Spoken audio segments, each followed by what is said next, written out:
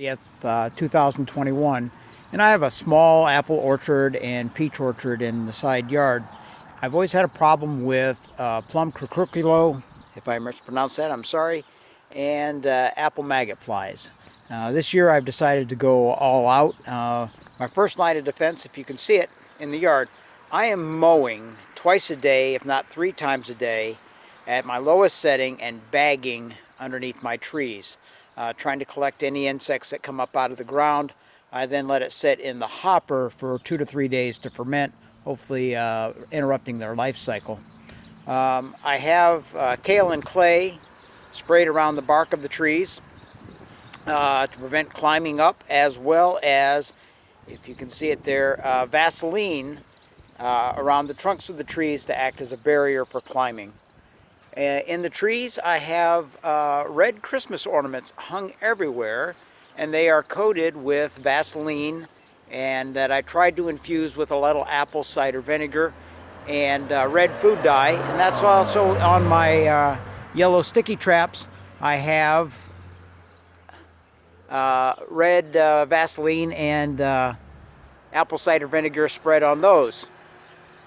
I also have bottle traps with apple cider vinegar, which seem to be effective in catching quite a few of the insects. I have noticed some curculio damage, the weevil damage, on some apples, but not near as much as it was in the past. And I think that may be, last year we had a really bad frost on Mother's Day. That's a contender peach tree. A really bad frost on Mother's Day in 2020. Had very, very few apples, so there was very little insect damage. There's one right there. And so I didn't have a lot of fruit down on the ground, so they didn't have a chance to migrate into the ground, pupate and larvae, and hatch back out this year.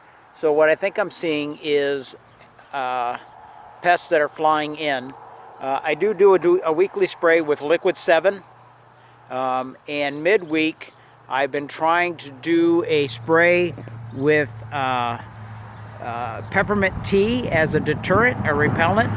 That's made with peppermint. I boil down, make a tea, actual tea out of it, as well as some essential oil of peppermint. My hope is to protect half my apple crop this year. If I can get half of my apples in good shape, I'm going to be a happy camper. I'm going to post this video a little bit later on today. I want to wish everybody a happy Memorial Day weekend. Remember those who have served for our country, have fallen for our country. Go Navy, if you can catch that.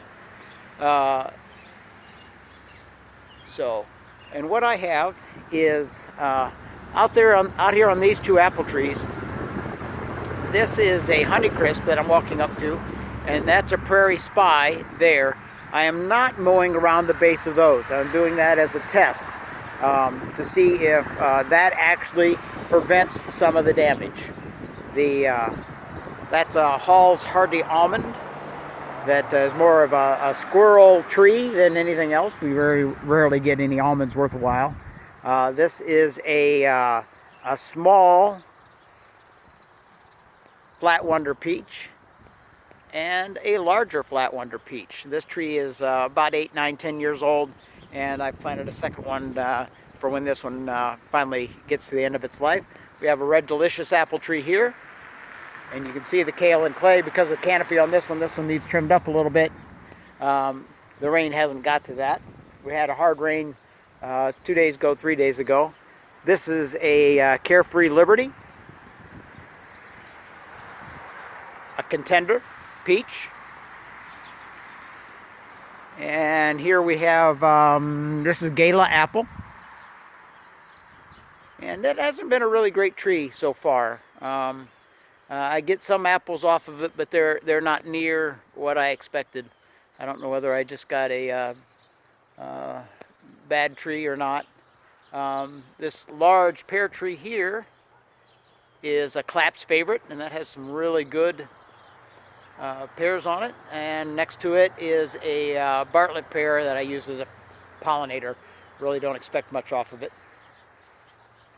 This is a apricot tree that someday I will cut down. I hate apricots. I don't know why I planted it in the first place. And then we got a yellow transparent apple. More bottle traps and sticky traps and Christmas ornaments. The Christmas ornaments were really inexpensive, 34 of them for about $10.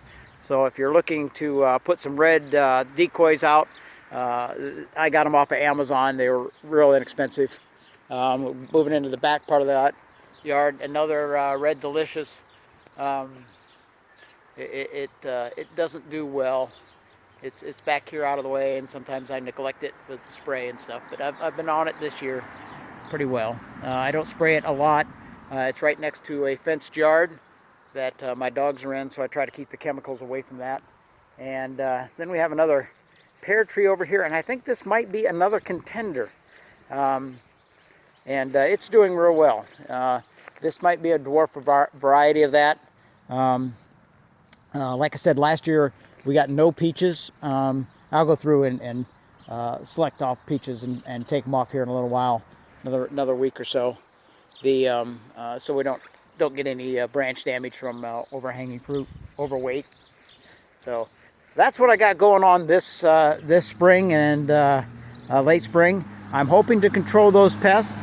If any of you have any suggestions, there's going to be a comment section in the bottom. Please pipe in and let me know what you do to control the pests in your fruit trees. And I'm willing to listen to anybody outside of calling in a NORAD strike. The sheriff lives a few houses down from me, and he said I can't do that. So there you go. I've also one more thing on this peach tree here. I took a yellow sticky trap and duct taped it to the base around the trunk of the tree to see if that would act as a barrier for insects crawling up. I see a lot of flying insects, but I don't see any insects that have been crawling up other than a few ants. Again, it is May 30th, 2021. Look forward to your comments. Thank you.